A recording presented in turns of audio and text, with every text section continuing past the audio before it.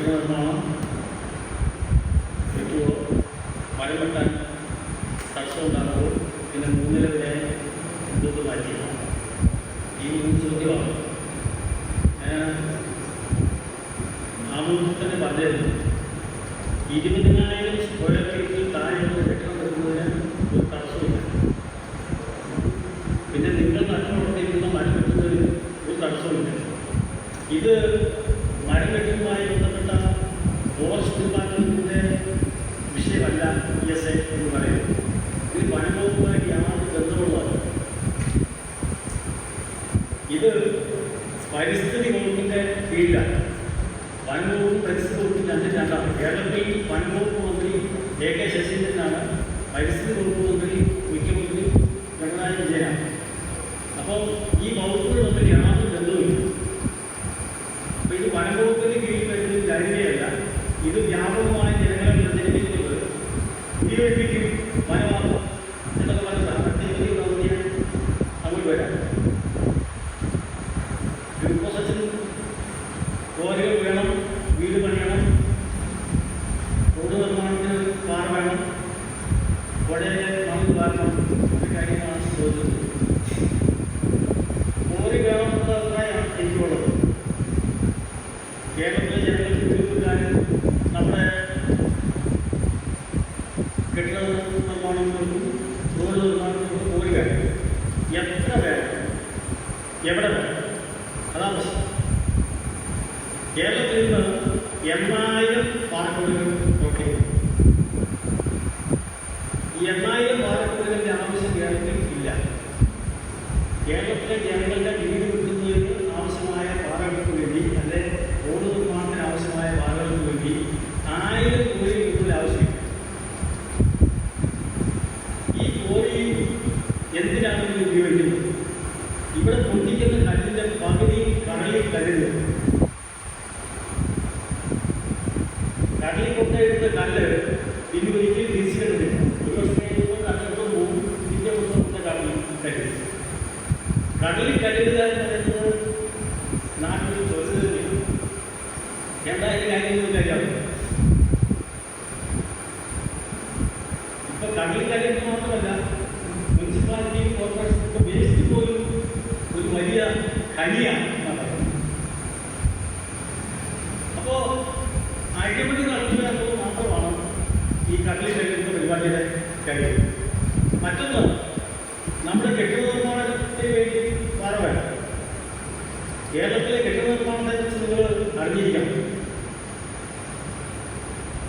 കേരളത്തിൽ 3.5 കോടി മനുഷ്യരാണ് ആകെ ഉള്ളത്. കേരളത്തിൽ 7 കോടി കെട്ടിടങ്ങളാണ്.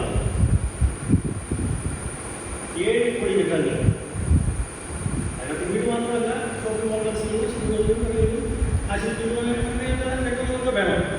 പക്ഷെ കേരളത്തിൽ 64 ലക്ഷം കെട്ടിടങ്ങൾ വെറുതെ കിടക്കുക. കേരളത്തിലെ 20 ലക്ഷത്തിലധികം കെട്ടിടങ്ങൾക്ക് ആൾക്ക് താമസമില്ല. അവരൊക്കെ അമേരിക്കയിലോ UK-ലോ ഫിൻലാൻഡിലോ ഒക്കെയാണ് താമസിക്കുന്നത്. 20 ലക്ഷം കെട്ടിടം ആൾ താമസമില്ലാതെ വെറുതെ കിട്ടിയിരിക്കുകയാണ്. പക്ഷെ അമേരിക്കയിൽ നിന്ന് ആളുകൾ അവർ 20 കാര്യം സാരി അപ്പൊ പിന്നെ ആരുണ്ടാകുന്ന ജോലി നമുക്ക് കേൾക്കാം. ഒരാൾക്ക് 9 വീട് വരെ ഉള്ള ആളുകൾ കേരളത്തിലുണ്ട്.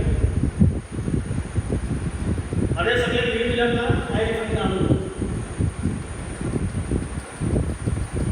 ഇപ്പോഴും റിയൽ എസ്റ്റേറ്റ് ലോബി ഈ വീടുകൾ വാങ്ങാനാളില്ലാതെ വാടകയ്ക്ക് പോലും കൊടുക്കാൻ പാടില്ലാതെ ലക്ഷക്കണക്കിന് വീടുകൾ കിടക്കുമ്പോൾ ഇപ്പോഴും വീണ്ടും വീണ്ടും കെട്ടിടങ്ങൾ നിർമ്മിച്ചുകൊണ്ടിരിക്കുക, വീടുകൾ നിർമ്മിച്ചുകൊണ്ടിരിക്കുക, ഫ്ലാറ്റുകൾ നിർമ്മിച്ചുകൊണ്ടിരിക്കുക.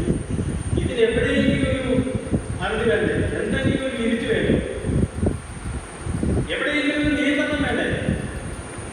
എങ്ങനെയും പണം നോക്കുന്നതിന് എന്തും ചെയ്യാം എന്ന് പറ്റുമോ? അങ്ങനെയൊരു വ്യവസ്ഥ വേണം എന്നാണ് പറയുന്നത്. അത്തരമൊരു വ്യവസ്ഥ അംഗീകരിച്ചു കൊടുക്കാൻ ആധുനിക സമൂഹത്തിന് കഴിയുമെന്ന് എനിക്ക് തോന്നുന്നില്ല. കാരണം വെച്ചാൽ ഭൂമിയുടെ നിലനിൽപ്പാണ് മറ്റ് എല്ലാത്തിനേക്കാളും പ്രധാനം എന്നാണ് രാസവളമാണ് സൂചിപ്പിക്കാനുള്ളത്. പിന്നെ മണൽവാരവുമായി ബന്ധപ്പെട്ട വിഷയമാണ്, അതൊരു സെപ്പറേറ്റ് വിഷയമാണ്. ഈ ഗാന്ധിജി പച്ചവെള്ള സംരക്ഷണവുമായി ബന്ധപ്പെട്ട വിഷയമല്ല. കാരണം പച്ചവെള്ളത്തിനകത്തല്ല മണൽ ഉണ്ടാക്കുന്നത്, അതുകൊണ്ട് താഴ്വാരത്തുള്ള പുഴകളുമായി ബന്ധപ്പെട്ട പ്രശ്നമാണ്. പച്ചവെള്ളത്തിൽ മാത്രമേ ഉള്ളൂ. ആ വിഷയം ഞാൻ ഏറ്റവും ചർച്ച ചെയ്യാം.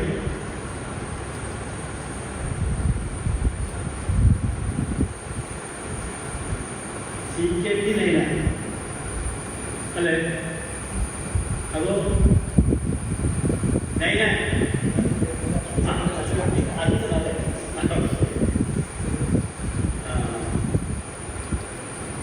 അച്ഛൻ പറയുന്നത് ദൂരയാത്ര പ്രശ്നം ഉണ്ടാക്കും. റോഡ് നിർമ്മാണം വേണം, വീട് നിർമ്മാണം വേണം, മരം പിടിക്കാൻ പറ്റിയില്ല, പട്ടയം കിട്ടിയില്ല, വികസനം നടക്കില്ല എന്നൊക്കെയാണ്. ഇതെല്ലാം വളരെ കൃത്യമായി രാഷ്ട്രീയ റിപ്പോർട്ട് ഉണ്ടാകുന്നതിന് മുമ്പ് മുതൽ തുടങ്ങിയിട്ടുള്ള സംഭവമാണ്. നിങ്ങൾക്കറിയാമല്ലോ, യഥാർത്ഥത്തിൽ ഇന്ത്യയിൽ ഇത്രയും ഭൂപ്രദേശത്ത്, അതായത് 1600 കിലോമീറ്റർ നീളമുണ്ട് പശ്ചിമബംഗാളിൽ, 1,60,000 ചതുരശ്ര കിലോമീറ്റർ വിസ്തീർണം. അതിൽ ഇടുക്കിയിലാണ് ഈ പ്രശ്നം ആദ്യം ഉയർത്തപ്പെടുന്നത്. ഈ 1500 കിലോമീറ്റർ പ്രദേശത്തിൽ ഇടുക്കിയിലാണ് ഈ ഗാന്ധി റിപ്പോർട്ടിനെതിരായിട്ടുള്ള പ്രശ്നം ആദ്യം ഉണ്ടാകുന്നത്.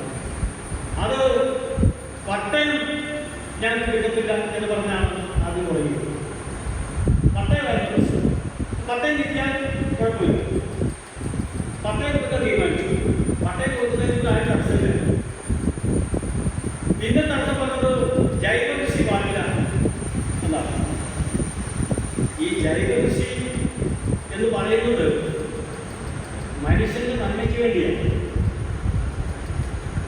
ഈ രാസവളവും കീടനാശിനിയും കാർഷിക മേഖലയിൽ വന്നത് മുതലാണ് മനുഷ്യൻ ഇതുപോലെ രോഗികളായി പറയുന്നത്. നിങ്ങൾക്കറിയാമല്ലോ, ഈ കൂടെ ഇരിക്കുന്നതിൽ രോഗമില്ലാത്ത ആരെങ്കിലും ഒരാളുടെ കൈവരും. ഞാൻ 1,00,000 രൂപ സമ്മാനം.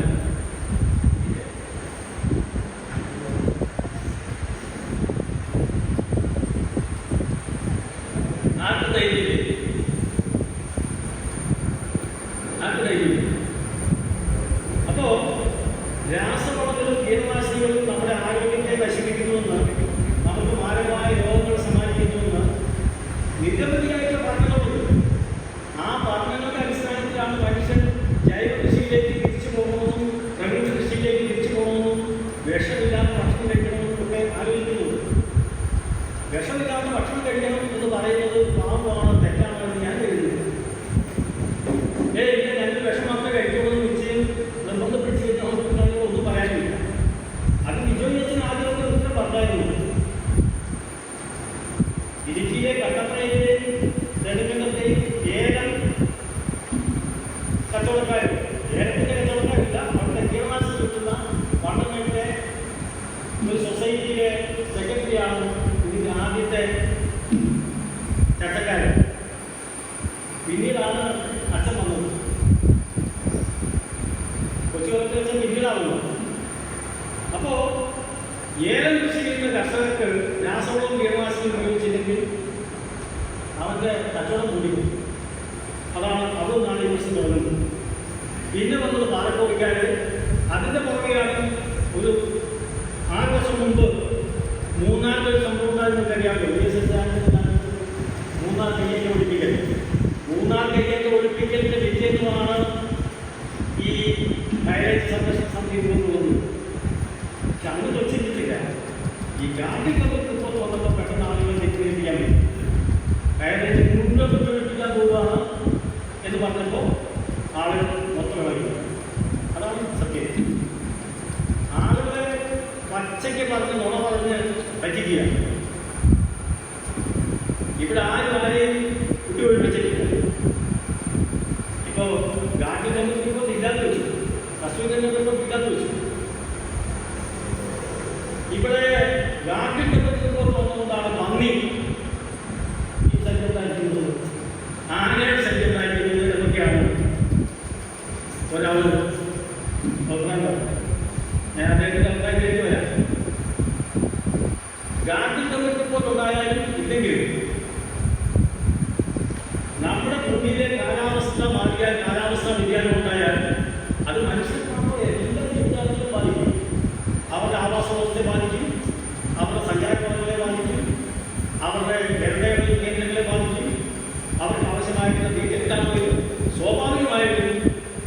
പ്രത്യാഘാതം ഈ ജീവികളെല്ലാം കാണിക്കും. അത് നാട്ടിൽ പോകുന്നുണ്ടെങ്കിലും കസ്റ്റഡിയിലേക്ക് എടുക്കുന്നുണ്ടെങ്കിലും ഒന്നും അത് ബാധകമായ കാര്യമില്ല. ഇപ്പോൾ നമ്മുടെ ഒരു അധികാരത്തിൻ്റെ ഒരു പ്രശ്നമാണ് ഈ സ്വാതന്ത്ര്യം എന്നിട്ട് പതാക നമ്മൾ ഉയർത്തിയിട്ട് വലിയൊരു പുസ്തകം നടത്തുന്നത് വീരജവാന്മാരെ നമ്മൾ കാത്ത് അതുകൊണ്ടാണ് നമ്മളിപ്പോഴും ജീവിച്ചിരിക്കുന്നത്. പിന്നെ ഒരുപാട് സ്വാതന്ത്ര്യങ്ങൾ ത്യാഗം ചെയ്തുകൊണ്ടാണ് നമ്മൾ ജീവിച്ചിരിക്കുന്നത് എന്നൊക്കെ പറയുന്നത്. നമ്മൾ തന്നെ സ്വാതന്ത്ര്യം ഈ സ്വാതന്ത്ര്യം മനുഷ്യനെ മാത്രം പറഞ്ഞിട്ട് കാര്യമല്ലേ. പല മൃഗങ്ങളും സ്വാതന്ത്ര്യത്തെ കുറിച്ചുമല്ല. അവർ പാകിസ്ഥാനിലേക്ക് പോകും, ഭൂട്ടാനിലേക്ക് പോകും, നേപ്പാളിലേക്ക് പോകും, അവരിപ്പോൾ സൈന്യത്തിലേക്ക് പോകും. ഇപ്പം ഈ ഒഴുകുന്ന മുഴകൾക്കുള്ള സ്വാതന്ത്ര്യത്തിൻ്റെ പ്രശ്നം അറിയാം. ഇത് മനുഷ്യന് മാത്രം ഉള്ള കാര്യമാണ്. ഇപ്പോൾ ഈ ഭൂപടം എന്ന് പറയുന്നത് ഒരു സായിപ്പ് പറഞ്ഞൊരു ഭൂപടമാണ്. ഈ സായിപ്പ് മഹാത്മാവൻ എന്ന് പറയുന്ന സായിപ്പ് 10 തവണ മാറ്റിവെച്ച ഭൂപടമാണ് നമ്മളിപ്പോൾ അതിർത്തി ആയിക്കൊണ്ടുവരുന്ന ഭൂപടം. ഇന്ന് നമ്മൾ പറയുന്ന ദേശീയ ഗാനത്തിന് പകരം എന്നൊക്കെ അവരുടെ ആളുകൾ മാറ്റിക്കൊണ്ടിരുന്നത് വഞ്ചി ഭൂമി സംരക്ഷിച്ചു എന്ന് പറഞ്ഞാൽ മഹാരാജാവ് വിടവാഴ്ച എന്നുള്ളതായിരുന്നു. രാജ്യത്തിൻ്റെ അതിർത്തി മാറിപ്പോയി. ഇനിയും രാജ്യത്തിൻ്റെ അതിർത്തി മാറിപ്പോയി. ലോകത്തിലെ നിയമങ്ങൾ മാറും. അപ്പോൾ അതനുസരിച്ച് മാത്രമേ മാറുന്ന നിയമങ്ങൾക്കനുസരിച്ച് മാത്രമേ നമുക്ക് നിൽക്കാൻ പറ്റത്തുള്ളൂ. ഇപ്പോൾ പുറത്ത് പോകാൻ പാസ്പോർട്ട് വേണം, വിസ വേണം. ഇല്ല, ഞാൻ പുറത്ത് പോകാം, വിസ വേണ്ട, പാസ്പോർട്ട് വേണ്ട എന്നൊക്കെ തീരുമാനിക്കാം. ലോകത്തായാലും തീരുമാനിക്കുകയാണെങ്കിൽ അങ്ങനെ നമുക്ക് ആവാം. ഞാൻ പറയുന്നത് നമ്മളൊരു വ്യവസ്ഥയ്ക്കുള്ളിൽ ജീവിക്കുമ്പോൾ ആ വ്യവസ്ഥയുമായി പൊരുത്തപ്പെട്ട് ജീവിക്കാൻ പറ്റുള്ളൂ. വ്യവസ്ഥയ്ക്ക് കീഴ്പ്പെട്ട് ജീവിക്കാൻ പറ്റുള്ളൂ. വ്യവസ്ഥയ്ക്ക് എന്തെങ്കിലും വിഭവമായിട്ട് കൊടുക്കാം, കുഴപ്പമില്ല.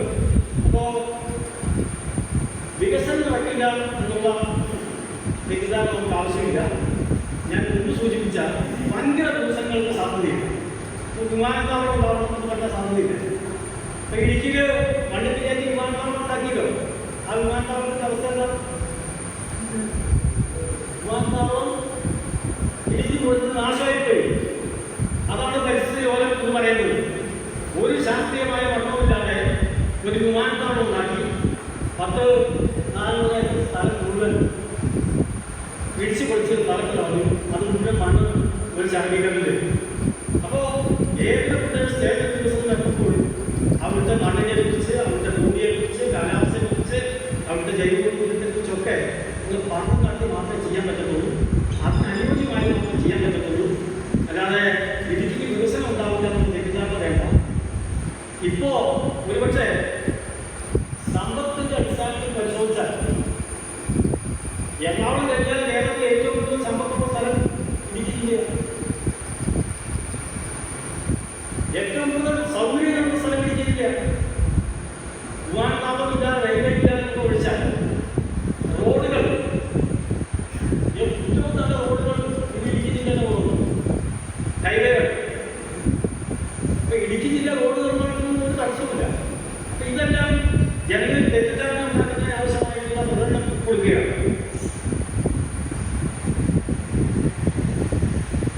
ജോർജ് മണക്കാടിന്റെ ചോദ്യത്തിലാണ് വനവൽക്കരണമില്ല. ഇത് വനവുമായി ബന്ധപ്പെട്ട കാര്യങ്ങളില്ല. അത്തരം തെറ്റിദ്ധാരണയാണ് പ്രചരിപ്പിച്ചുകൊണ്ടിരിക്കുന്നത്.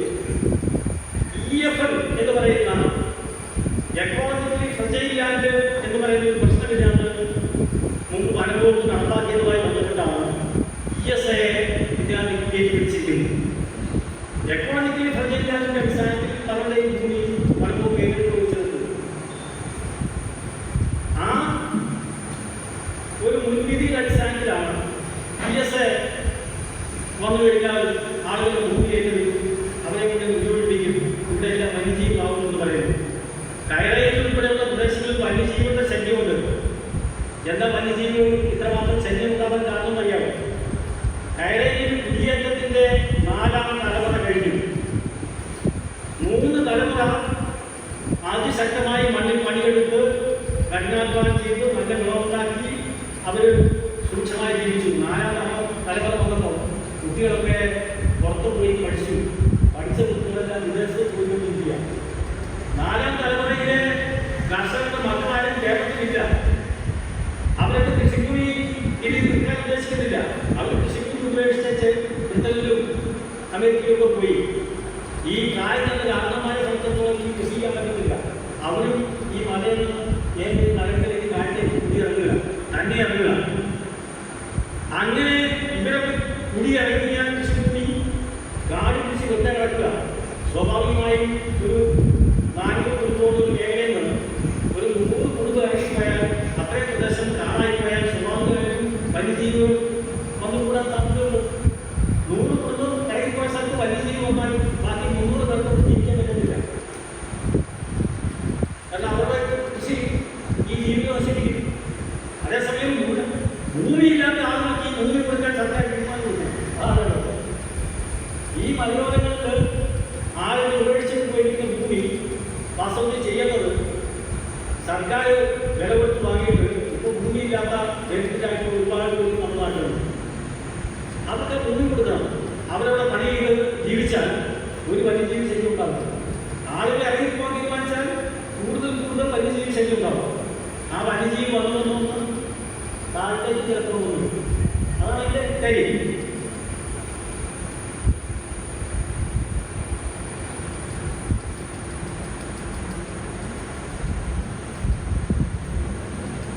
പിന്നെ മേലുകാരിൽ നിന്നുള്ള യുവ കർഷകർ ചന്ദനം എന്നുള്ള അഭിപ്രായം പറഞ്ഞു. നിങ്ങൾ നഷ്ടതൊന്നും വെട്ടുന്നതിന് ഒരു നിയമം കർശനം. അതിനാകെ പറഞ്ഞിട്ടുള്ള കാര്യം രാജകീയ വൃക്ഷങ്ങൾ ചന്ദനം, ഈട്ടി, തേയില, കുരുവാടി ഉൾപ്പെടെയുള്ള രാജകീയ വൃക്ഷങ്ങൾ പണ്ട് കാലത്ത് നിയമമാണ്. ഇന്ന് പുതുതായിട്ടുണ്ടാക്കിയ നിയമമല്ല. രാജകീയ വൃക്ഷങ്ങൾ വെട്ടണമെങ്കിൽ അതിന് കുട്ടികൾ ഓഫീസറുടെ NOC വേണം, ദേശീയ ഓഫീസറുടെ സർട്ടിഫിക്കറ്റ് വേണം. അത് മുമ്പ് ആ നിയമമുണ്ട്, ഇപ്പോഴും നിയമമുണ്ട്. അത് ഗാർഡിയൻ കമ്മിറ്റി റിപ്പോർട്ടുമായിട്ട് ഒരു ബന്ധമുള്ള കാര്യമല്ല. ഇപ്പോഴും നമ്മൾ ശ്രദ്ധിക്കുന്നത് ഇല്ല. ESI ആയിട്ട് പണിമുടക്കുന്ന ഒരു ബന്ധമുള്ള കാര്യമല്ല പറഞ്ഞത്. ESI എന്ന് പറയുന്നത് പരിസ്ഥിതി വകുപ്പിന് കീഴിലാണ്, പണിമുടക്കിന് കീഴിലല്ല.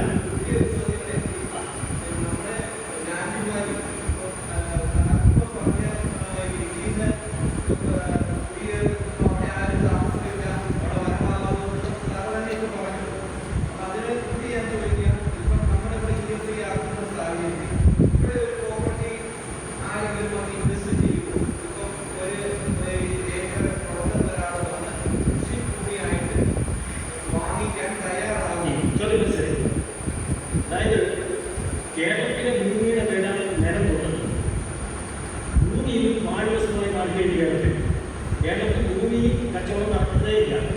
അത് മലയോരത്തല്ല, താഴ്വാരം നടക്കത്തില്ല. ഭൂമിയുടെ വില കുറയുന്നതിന് 5 കാരണങ്ങളുണ്ട്. ഒന്നാമത്തെ കാരണം ഇന്ത്യയിലെ 100 കിലോഗ്രാം. അതായത് റിയൽ എസ്റ്റേറ്റ് മേഖല കൈകാര്യം ചെയ്യുന്ന ഒരു വിഭാഗം ഉണ്ടായിരുന്നു. അത് കള്ളപ്പണവുമായി ബന്ധപ്പെട്ടാണ് ഈ റിയൽ എസ്റ്റേറ്റ് മേഖല കൈകാര്യം ചെയ്യുന്നത്. വലിയ തോതിലുള്ള പണമൊക്കെ ഒഴുകുകയും നോട്ട് നിലനിർത്തുന്നതോടുകൂടി അവരുടെ ആ സ്രോതസ് അടക്കുന്നതോടുകൂടി ആ വിഭാഗം ആളുകൾ പിന്നെ റിയൽ എസ്റ്റേറ്റ് മേഖല നടക്കില്ല. രണ്ടാമത്തെ കാര്യം എന്ന് പറയുന്നത് കോവിഡ് എന്ന് പറയുന്ന മഹാമാരി ലോകത്തെ ഒട്ടാകെ ബാധിച്ചതോടുകൂടി എല്ലാ രാജ്യങ്ങളുടെയും സമ്പദ്ഘടനയിൽ വലിയ ഇടിവുണ്ടാകുകയും അത് ഭാരതത്തിലും കേരളത്തിലും നമുക്ക് എല്ലാവർക്കും ബാധിക്കുന്നുണ്ട്. മൂന്നാമത്തെ കാര്യം നമ്മുടെ കാർഷിക മേഖലയിലെ പ്രധാനപ്പെട്ട വിഭവമായിരുന്ന റബ്ബറിൻ്റെ വിലയിലും അത് കാർഷിക മേഖലയിൽ വലിയ തകർച്ചയുണ്ടാക്കുകയും അതുമൂലം ഭൂമിയുടെ കച്ചവടം ഉണ്ടാകുകയും ചെയ്തു. മറ്റൊന്ന്, നമ്മുടെ സർക്കാർ ഈ ഭൂമിക്ക് കീഴിലെയും എല്ലാ ക്രയവിക്രയങ്ങൾക്ക് കീഴിലെയും അമിതമായി ചെലുത്തിയിട്ടുള്ള നികുതികൾ അത് വലിയ പ്രശ്നമുണ്ടാക്കിയിട്ടുണ്ട്. മറ്റൊരു കാര്യം, ഒരുപക്ഷെ ഇന്ത്യയിൽ ജീവിക്കാൻ ഏറ്റവും കൂടുതൽ ജീവിത ചെലവുള്ള പ്രദേശമായി കേരളം മാറിയിട്ടുണ്ട്. കേരളത്തിൽ ഒരു മാസം ജീവിക്കുന്ന പൈസ ഉണ്ടെങ്കിൽ മറ്റൊരു സംസ്ഥാനത്തിൽ 2 മാസം ജീവിക്കാം. കാരണം അതുപോലെ വിലക്കയറ്റം കേരളത്തെ ബാധിച്ചിട്ടുണ്ട്. ഇങ്ങനെ 5ഓളം കാരണങ്ങളാണ് വാസ്തവത്തിൽ കാർഷിക മേഖല ലാഭകരമല്ലാതാവുകയും കൃഷിഭൂമിയിലേക്ക് ആരുകയും പണം മുടക്കി കൃഷി ചെയ്യാൻ ഭൂമി വാങ്ങുകയും ചെയ്യാത്ത അവസ്ഥയിലേക്ക് എത്തിയത്. അതെല്ലാ മേഖലയ്ക്കും ബാധകമായി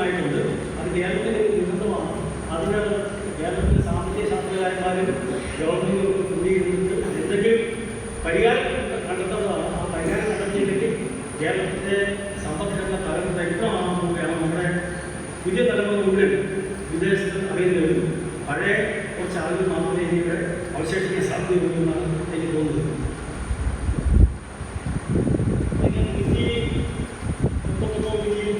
നമ്മൾ തീരുമാനിക്കുന്ന കാര്യങ്ങളല്ല, അതൊക്കെ സർക്കാരുമായിട്ടുള്ള കാര്യങ്ങളാണ് നമുക്ക് അതിനെ സംബന്ധിച്ച് ചെയ്യാൻ. എന്തായാലും 131,000 ESA പ്രഖ്യാപിച്ചതുകൊണ്ട് നാട്ടിൽ ഒരപകടവും ഉണ്ടാവും എന്ന് ഞാൻ വിശ്വസിക്കുന്നു. ഞാൻ ഒരു ഇടുക്കിക്കാരനാണ്. ഇടുക്കിയിൽ കല്ലുകുറ്റിയിൽ എനിക്കിപ്പോഴും സ്ഥലമുണ്ട്. അത് ESA മേഖലയാണ്. അവിടെ ജീവിക്കുന്നതുകൊണ്ട് ഒരു പ്രശ്നം ഉണ്ടാകാൻ പോകുന്നില്ല. അത് എനിക്ക് 100% ഉത്തമ ബോധ്യം.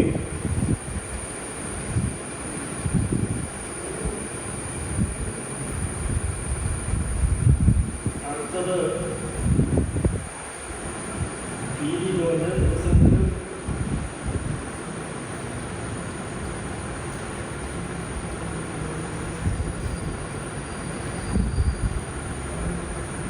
അദ്ദേഹത്തിന് ചോദ്യമൊന്നും ചോദിക്കാം. വികസനം ദുരന്തമാകുന്നു എന്ന നിലയിലൊക്കെയാണ് കണ്ടത്. PV ജോർജ് ഉത്തരങ്ങളാണ് കണ്ടത്. ചോദ്യമൊക്കെ അദ്ദേഹം ഇരിക്കണം. മൈക്കിൾ CD വീട് പണിയാൻ കഴിയുന്നവരുടെ വന്നവരുടെ എന്നൊക്കെയാണ് ചോദിച്ചത്. ഞാൻ അദ്ദേഹത്തെ പറഞ്ഞതാണ്. കാരണം വെച്ചാൽ സാധാരണക്കാർക്ക് വീട് കിട്ടുന്നതിനോ മണ്ണ് മാറുന്നതിനോ ഒന്നും ഒരു തടസ്സമല്ല. പിന്നെ നിങ്ങൾ അറിയേണ്ടത് കേരളത്തിൽ 1,80,00,000 വാഹനങ്ങൾ രജിസ്റ്റർ ചെയ്തിട്ടുണ്ട്. ആകെ 3.5 കോടി മലയാളികളേ ഉള്ളൂ. അതിൽ 1.5 കോടി മലയാളികൾ പുറത്താണ്. പിന്നെ 3 കോടി മലയാളികൾ നടത്തുന്നത്. 1,80,00,000 വാഹനങ്ങൾ രജിസ്റ്റർ ചെയ്തു. അതിൽ 2 ലക്ഷം വാഹനം JCB എന്നുള്ള സാധനമാണ്. 30 ലക്ഷം ടിപ്പർ ലോറികളാണ്. അപ്പോൾ ഈ 2 ലക്ഷം JCB 30 ലക്ഷം ടിപ്പറുകളെ ഇനി ഒരു 10 വർഷക്കാലം പണിയെടുക്കാൻ തീരുമാനിച്ചാൽ കേരളത്തിലെ പശ്ചിമഘട്ടം ഉണ്ടാകാൻ സാധ്യതയില്ലെന്നായി. അപ്പൊ ഇതൊക്കെ എന്തെങ്കിലും ഒരു നിയന്ത്രണം വേണ്ടിവരും എന്നാണ് അതിന്റെ അഭിപ്രായം. പിന്നെ പ്രസക്തമായ ഒരു ചോദ്യം ചോദിച്ചത് ഈ 15 ലക്ഷം രൂപ നമ്മൾ ഫോറസ്റ്റുകളായി ഒഴിവാക്കുന്നു എന്നുള്ള ഒരു പ്രശ്നം. അത് നമ്മുടെ നാട്ടിലെ ഗവൺമെന്റിന്റെ പ്രശ്നമാണ്. നാട്ടിന്റെ പ്രശ്നമോ കസ്റ്റഡിയുടെ പ്രശ്നമൊന്നുമല്ല. അത് ഫോറസ്റ്റ് ഡിപ്പാർട്ട്മെന്റുമായി ബന്ധപ്പെട്ട പ്രശ്നമാണ്. വനത്തിനുള്ളിൽ താമസിക്കുന്ന ആളുകളെ വനത്തിൽ നിന്നും ഒഴിവാക്കുന്നതിനുള്ള സാമ്പത്തിക സഹായം കൊടുക്കുന്നത് അത് കുഴപ്പമില്ലെന്നായിരുന്നു. പക്ഷേ 15 ലക്ഷം കൊടുക്കുന്നത് അവരെ ഒഴിവാക്കരുത്. അവരുടെ ഭൂമിക്ക് എന്ത് വില കിട്ടുമോ സാധാരണ വിൽക്കൂല ഭൂമി. നമ്മുടെ ഭൂമിക്ക് നമ്മൾ വിറ്റാൽ എന്ത് വില കിട്ടുമോ ആ കിട്ടുന്ന വില കൊടുത്ത് മാന്യമായി അവരെ മറ്റ് പാർട്ടികളോട് കുഴപ്പമില്ല കാണാൻ പോകുന്നു. വയനാട്ടിലൊക്കെ ഒരുപാട് പേരെ വാങ്ങി മാറിപ്പോയിട്ടുണ്ട്. കാരണം വെച്ചാൽ വന്യജീവി ശരി സഹിക്കാതെ പിന്നെ അത് ഘട്ടത്തിൽ ലഭിക്കാതെ ഇനി കാർഷിക മേഖലയോട് രക്ഷിക്കാതെ വരുന്ന ആൾക്ക് മാറിയിട്ടുണ്ട്.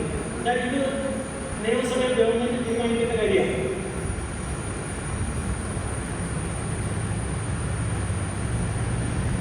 ഇത് എലിയുടെ ഒരു പ്രസക്തമായ ചോദ്യം. ഈ മലയോര മേഖല മാത്രം ESA എടുത്തിട്ട് താഴ്വാരം ESA ഒഴിവാക്കി കൂടെയല്ല. ESA വനിത എന്ന് പറയുന്ന വാസ്തവത്തിൽ ഭാവിയിൽ നിങ്ങൾക്ക് അനുഗ്രഹമാകുന്ന ഒരു കാര്യമാണ്. ഉത്തരവെന്ന് ഇന്ന് തെറ്റിദ്ധരിപ്പിക്കപ്പെട്ടിരിക്കുന്ന ഈ സംഭവം ഭാവിയിൽ നിങ്ങൾക്ക് ഉപകാരമാകാൻ പോകുന്ന ഒരു കാര്യമാണ്. അതായത്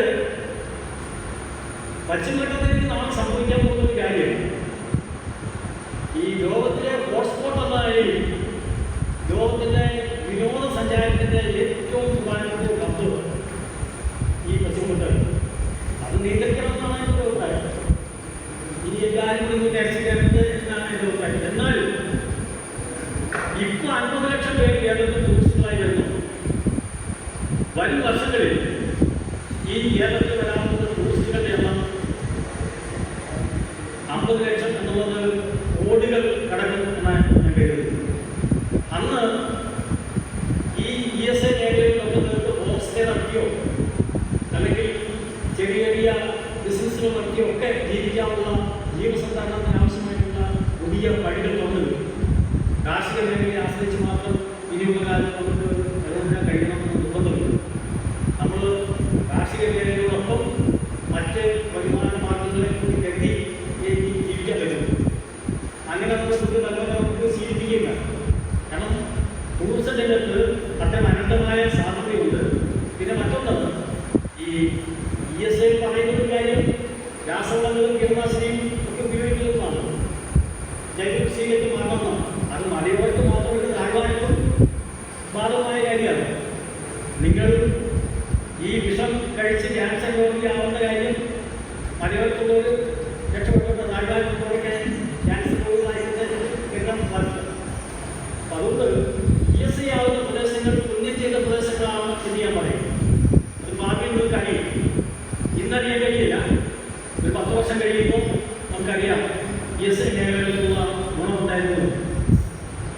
നിങ്ങളുടെ മേഖലകളിൽ തന്നെ അഡീഷണൽ ആയിട്ടുള്ള സാമ്പത്തിക സഹായ പാക്കേജുകൾ തന്നെ സർക്കാരുകൾ പ്രഖ്യാപിക്കും. ഇപ്പൊ തന്നെ ഇടുക്കിക്ക് വേണ്ടി 2000 കോടിയുടെ പാക്കേജ് പ്രഖ്യാപിച്ചു. വയനാടിന് വേണ്ടി 1400 കോടിയുടെ പാക്കേജ് പ്രഖ്യാപിച്ചു. നിർഭാഗ്യവശാൽ ഇവിടുത്തെ ഭരണകൂടത്തിന്റെ വിരുദ്ധകൾ കൊണ്ട് ആ പൈസ മേടിച്ചെടുക്കാൻ പറ്റും. അതാണ് സംഭവിച്ചത്. ആ പൈസ മേടിച്ചെടുക്കാൻ പറ്റിയിരുന്നെങ്കിൽ ആ പാക്കേജിൽ ഈ ഒരുപാട് കാര്യങ്ങൾ ഈ 2 ജില്ലയിലെ ആളുകൾക്ക് ചെയ്യാൻ കഴിയുമായിരുന്നു.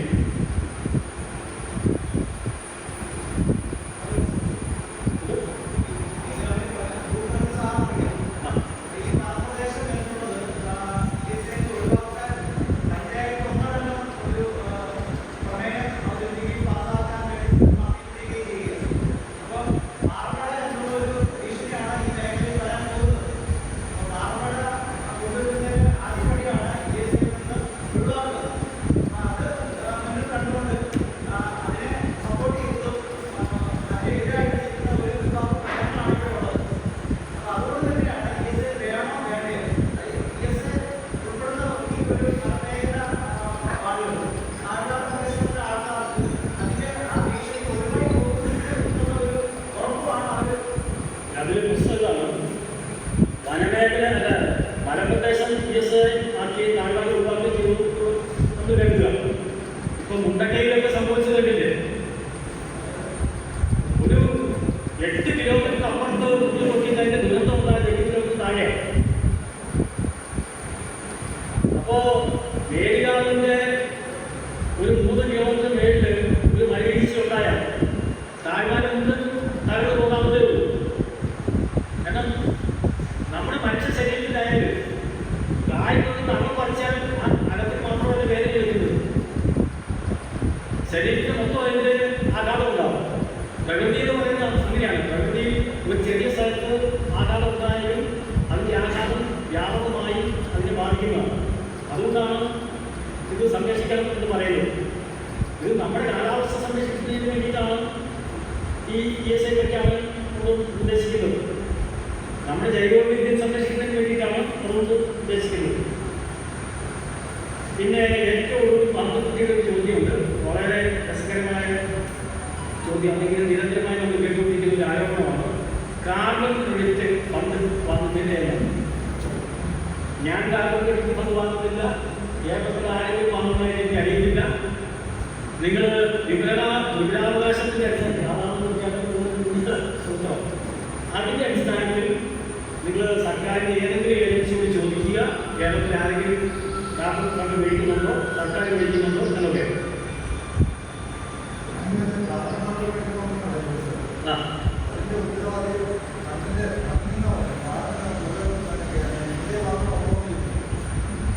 അതായത് അത് ചോദ്യത്തിൽ ബാക്കി പറയാൻ അല്ലല്ല. ഒന്നാം ലോക രാജ്യങ്ങൾ തന്നെയാണ് പറഞ്ഞല്ലോ. അമേരിക്കക്കാരന് ജീവിച്ചാലും നമ്മൾ ജീവിച്ചാലും ഞാൻ അവിടെ ജീവിച്ചായിരുന്നു.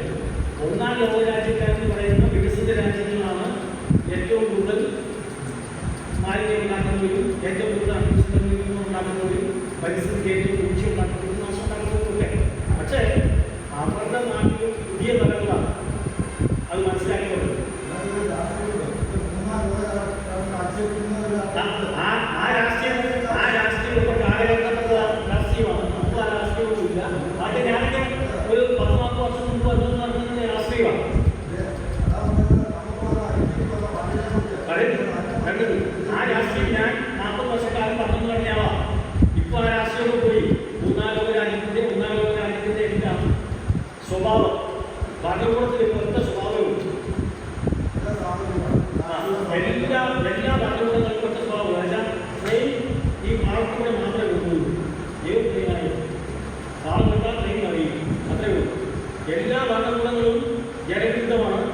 എല്ലാ ഭരണകൂടങ്ങളും അധികാരത്തിന്റെ ഇടനാഴികളിൽ ആയുധവും അഴിമതിയും സൂക്ഷിച്ചുകൊണ്ടുമാണെന്നാണ് ഭരണകൂടങ്ങൾ നടക്കുന്നത്. ലോകത്തല്ലാത്തൊരു ഭരണകൂടമില്ല. ഒന്നാം ലോകത്തെയും മൂന്നാം ലോകത്തൊക്കെ അത് തന്നെയാണ് സ്ഥിതി. പക്ഷേ ഈ പ്രശ്നം പരിസ്ഥിതിയിലുള്ള പ്രശ്നം മനുഷ്യന്റെയും ജീവജാലങ്ങളുടെയും നിലനിൽപ്പിന്റെ പ്രശ്നമാണ്. ഇപ്പൊ രണ്ടാമത്തെ രക്ഷയിലും ഉക്രൈനിലും ഒക്കെ യുദ്ധം നടന്നുകൊണ്ടിരിക്കും. ആർക്ക് വേണ്ടിയാണ്, എന്തിനു വേണ്ടിയാണ് ആർക്ക് കഴിയും. വേറെ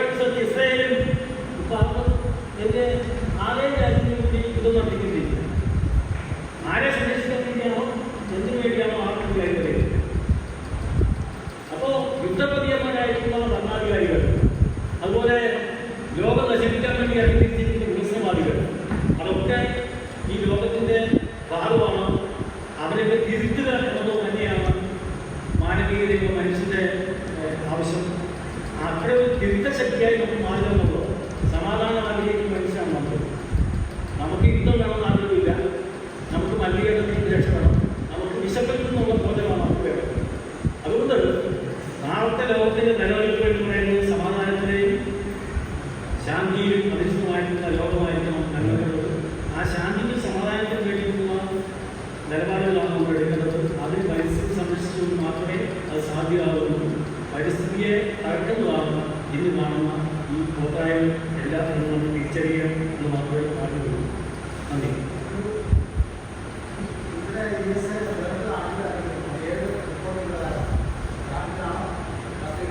ഇപ്പോൾ നിലവിൽ നാട്ടിൽ റിപ്പോർട്ട് ഇല്ല. നാട്ടിൽ റിപ്പോർട്ട് നിലവിലില്ല. സർക്കാരിന് മുന്നിൽ കർഷകർ ഇതൊക്കെ റിപ്പോർട്ട് മാത്രമേ ഉള്ളൂ.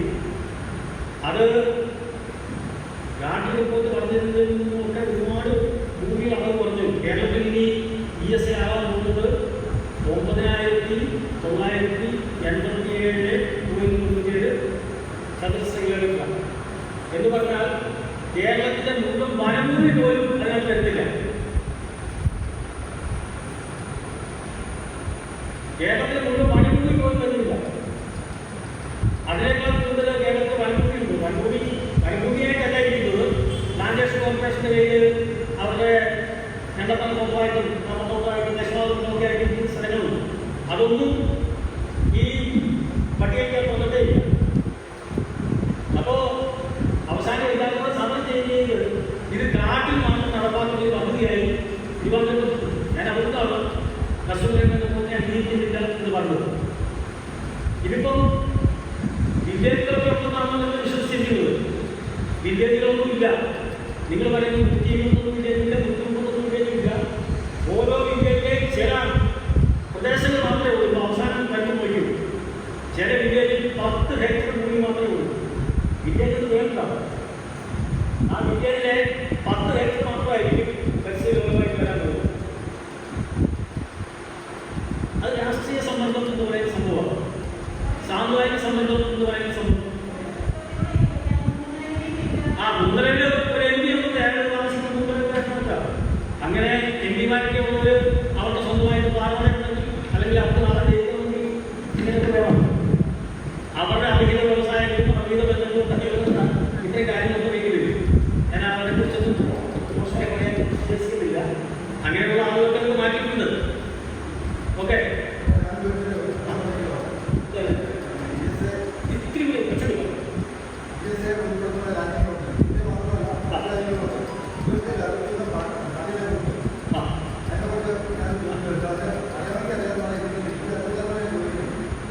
ESA ലോൺ ആദ്യമായിട്ട് വിട്ടത് ലണ്ടനിലാണ്. ബ്രിട്ടനിലാണ്. അവിടെ ESA മേഖലകളിലെ കർഷകർക്ക് വലിയ സാമ്പത്തിക സഹായം സർക്കാർ കൊടുത്തിട്ടുണ്ട്. സാമ്പത്തിക സഹായം കൊടുക്കുന്നുണ്ട്. ആ സാമ്പത്തിക സഹായം കൊടുത്തത് അത് റേച്ചൽ കട്സൺ എന്ന് പറയുന്ന ഒരു അമേരിക്കൻ സാഹിത്യകാരി ഒരു ബുക്ക് എഴുതിയിരുന്നു. ആ ബുക്ക് ലോകവ്യാപകമായി ചർച്ചയായി. സൈലൻസ് ഓഫ് പ്രിൻസ് എന്ന് പറയുന്ന ഒരു ബുക്ക്. അത് ചർച്ചയായി കഴിഞ്ഞപ്പോഴാണ് ഈ വ്യാവസായികത്തിന്റെ ദുരന്തം, വ്യവസായികത്തിന്റെ ദുരന്തത്തെക്കുറിച്ചൊക്കെ ലോകവ്യാപകമായി ചർച്ചയാവുകയും ആ ചർച്ചകൾ വന്നതിന് ശേഷമാണ് ബ്രിട്ടനിൽ കുറേ പ്രദേശം ESA ആയി പ്രഖ്യാപിക്കുകയും ആ ESA പ്രദേശത്ത് ജീവിക്കുന്ന ജനങ്ങൾക്ക് ജൈവകൃഷി പ്രോത്സാഹിപ്പിക്കുന്നതിന് വേണ്ടിയിട്ട് സർക്കാർ വലിയ സാമ്പത്തിക സഹായം, ചെറിയ സാമ്പത്തിക സഹായമൊന്നുമല്ല, വലിയ സാമ്പത്തിക സഹായം ചെയ്തു. അങ്ങനെ 1000കണക്കിന് ഏക്കർ ഏരിയ കാർഷിക മേഖല ജൈവകൃഷിയിലേക്ക് പരിവർത്തനം ചെയ്തു. അങ്ങനെ ഒരു സംഭവമുണ്ട്. ലോകത്തിലെ പല രാജ്യങ്ങളും ഇതുപോലെ കർഷകർക്ക് പ്രത്യേക പാക്കേജുകൾ സൗകര്യങ്ങൾ കൊടുത്ത് ജൈവകൃഷി പ്രോത്സാഹിപ്പിക്കാൻ വേണ്ടി ശ്രമിക്കുന്നു. ഇപ്പോൾ ശ്രീലങ്ക ജൈവകൃഷിയിലേക്ക് പോയ ഒരു രാജ്യമാണ്. അതുപോലെ ഇന്ത്യയിൽ തന്നെ നമ്മുടെ 2-3 സംസ്ഥാനങ്ങൾ വടക്കിഴക്കൻ സ്റ്റേറ്റുകൾ 2-3 ഇപ്പോൾ ജൈവകൃഷിയിലേക്ക് മാറിക്കൊണ്ടിരിക്കുകയാണ്. അവർക്ക് പ്രത്യേക പാക്കേജ് സഹായങ്ങളും കൊടുത്തു പോകും. ഇപ്പോൾ ജൈവകൃഷിയിലേക്ക് മാറുന്നത് ഭാവിയിൽ പാക്കേജ് കിട്ടും. അവർക്ക് നഷ്ടമുണ്ടാവും എന്നൊന്നും കരുതുന്നില്ല. നമുക്ക് ആരോഗ്യകരമായിട്ടുള്ള ഭക്ഷണം, വിഷമില്ലാത്ത ഭക്ഷണം കഴിക്കാം. ഈ വിഷം കൊണ്ട് ഭക്ഷണം മാത്രമല്ല വിഷമാകുന്നത്.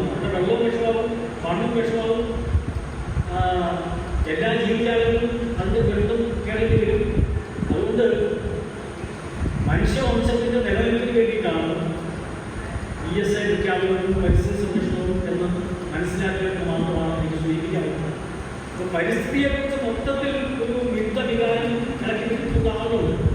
പരിസ്ഥിതിയെ എന്താണെന്നുള്ളത്, കാരണം അവർ എന്താണ് പരിസ്ഥിതി എന്ന് അറിയാതെയാണ് പറയുന്നത്. നമ്മുടെ ശ്വാസം വലിക്കുന്ന വായു, നമ്മൾ കുടിക്കുന്ന വെള്ളവും, നമ്മൾ നിലനിൽക്കുന്ന മണ്ണും, നമ്മൾ കഴിക്കുന്ന ഭക്ഷണവും, നമ്മുടെ കാലാവസ്ഥയും, നമ്മുടെ അന്തരീക്ഷവും എല്ലാം ചേർന്ന പരിസ്ഥിതിയാണ്. അതിനെ മലീമസമാക്കേണ്ടത് നമുക്ക് ഈ ഭൂമിയിലല്ലാതെ ഈ പ്രപഞ്ചത്തിൽ മറ്റെവിടേക്ക് പോയി ജീവിക്കാനുള്ള സാധ്യതയില്ല. അതുകൊണ്ട് നമ്മുടെ വീടാണ് ഈ ഭൂമി. ആ വീടിന് ദീപകരുതെന്ന് മാത്രമേ, ആ വീടിനെ നശിപ്പിക്കരുതെന്ന് മാത്രമേ പറയുന്നുള്ളൂ. അത്രയും ലളിതമായി നമുക്ക് ഈ കാര്യം മനസ്സിലാക്കേണ്ടതുള്ളൂ. 2022 സെപ്റ്റംബർ നമ്മൾ നിൽക്കുന്ന ഈ ആഴ്ച ഇവിടെ 4 ദുരിതാശ്വാസ ക്യാമ്പുകളുണ്ടായിരുന്നു. മൂന്നിലവ്, വാളകം, മേച്ചാല്, തിരുമാപ്പുറമറ്റ. ഇതെല്ലാം നമ്മൾ പരിപാടി ചെയ്തതാണ്. അത് ഈ സെപ്റ്റംബർ മാസമാണ് സംഭവിച്ചത്. ഓണവും ആഘോഷിച്ചില്ല. 2022 സെപ്റ്റംബർ മാസം ഈ ബോംബിലാണ്. ഒന്ന്. രണ്ടാമത്തെ ബോംബ് എന്ന് പറഞ്ഞാൽ ഈ ബോംബ് അറിയാം, ഗവൺമെന്റ് ഒരു കരിമ്പ് പൊട്ടിക്കൊടുത്തു. കൽപ്പണിയായിട്ട് അവിടെ അപകടം സംഭവിച്ചിട്ടില്ല. അത് ഒഴിച്ച് തന്നെ ഈ ടിപ്പർ ഓടിയുള്ള പ്രശ്നമുണ്ടാണ്. പിന്നെ ഇവിടെ ഒരു വടക്കുമുള്ള ഭാഗത്ത് ഒരു 50 റോഡ് പാറ പൊളിച്ചതിൻ്റെ ഭാഗമായിട്ട് അവിടെ സ്റ്റേ ആയിട്ട് കാര്യങ്ങൾ സംഭവിച്ചുകൊണ്ടിരിക്കുന്നു. ഇതൊരു കാര്യം. പിന്നെ ഇവിടെ ഒരു വീട് ടിപ്പർ ഇടിച്ച് പണ്ടാറടങ്ങി പ്രശ്നങ്ങളായി ഇതായിരുന്നു. പിന്നെ ഇവിടെ ഓടിക്കുന്ന ടിപ്പർ ഡ്രൈവേഴ്സ് വെള്ളമടിച്ച് മൊബൈൽ യൂസ് ചെയ്തൊക്കെയാണ് എല്ലാം കാണുന്നതാണ്. ഇതൊക്കെ ഒരു ഓർമ്മത്തിലാണ് ഞാൻ നിങ്ങളെ റിപ്പോർട്ട് ചെയ്തിട്ടുള്ള കാര്യമാണ്. ഇതിവിടെ 2022 ഈ സംഭവിച്ചുകൊണ്ടിരിക്കുന്ന കാര്യങ്ങളാണ്.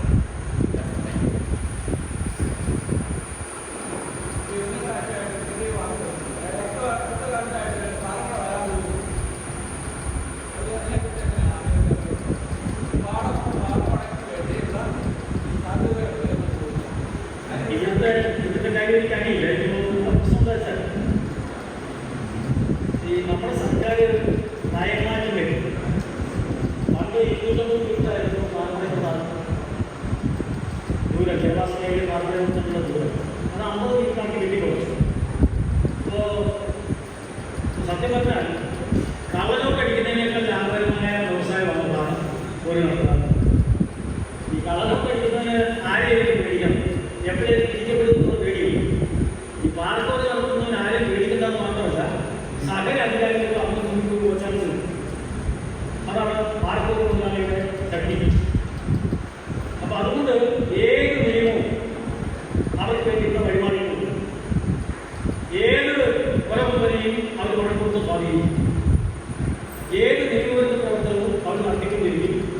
ഇവിടുത്തെ രാഷ്ട്രീയക്കാരും ഭരണക്കാരും എല്ലാ കാലത്തും അവരെ സപ്പോർട്ട് ചെയ്തുകൊണ്ടിരിക്കും. അവർക്ക് വേണ്ടി നമ്മളെ പോലുള്ള പാവപ്പെട്ട ആളുകൾ അറിയാതെ ഇങ്ങനെ USA പേരിൽ